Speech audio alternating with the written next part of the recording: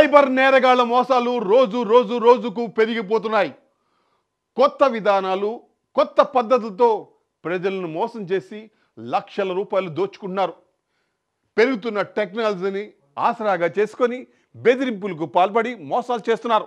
గతంలో బ్యాంక్ అధికారుల పేరుతో ఫోన్ చేసి ఓటీపీ నెంబర్లు అడిగి బ్యాంక్ ఖాతాలోని డబ్బులన్నీ ఊడ్చేశారు.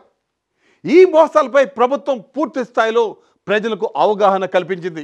దీంతో నేరగాళ్లు కొత్త పద్ధతులను తెర మీదకు తీసుకురావడంతో తాజాగా మరో బ్యాంక్ ఎంప్లాయర్నే టార్గెట్ చేశారు ఆ సైబర్ నేరగాళ్లు.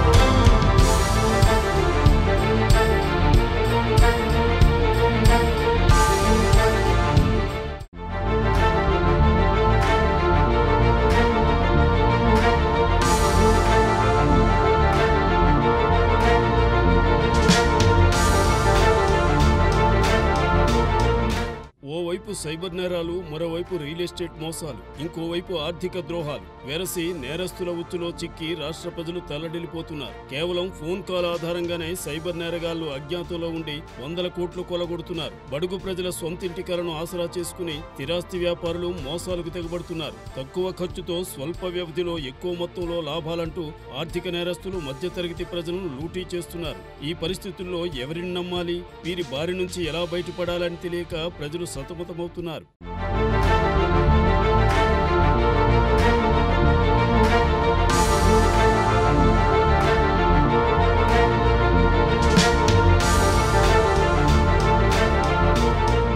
తాజాగా జనగామ జిల్లా పాలకుర్తి మండల కేంద్రంలో సైబర్ నేరగాళ్లు భారీ మోసం చేశారు. మండలంలోని పంజాబ్ నేషనల్ బ్యాంకులో ఉద్యోగిగా పనిచేస్తున్న ప్రతాప్ అనే వ్యక్తి అకౌంట్ నుంచి 1,15,000 రూపాయలు సైబర్ నేరగాళ్లు దొంగిలించారు.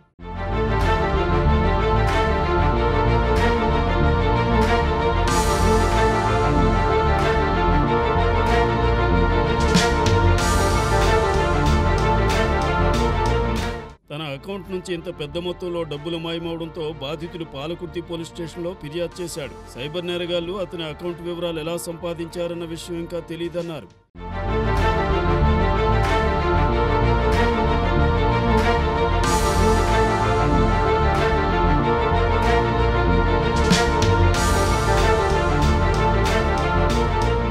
పోలీసులు కేసు నమోదు చేసుకుని దర్యాప్తు ప్రారంభించారు. సైబర్ నేరగాళ్లచే జరుగుతున్న ఈ తరహా మోసాల పట్ల ప్రజలు అప్రమత్తంగా ఉండాలని, ఎవరికీ తమ బ్యాంక్ సంబంధిత వివరాలను పంచుకోవద్దని అధికారులు సూచించారు.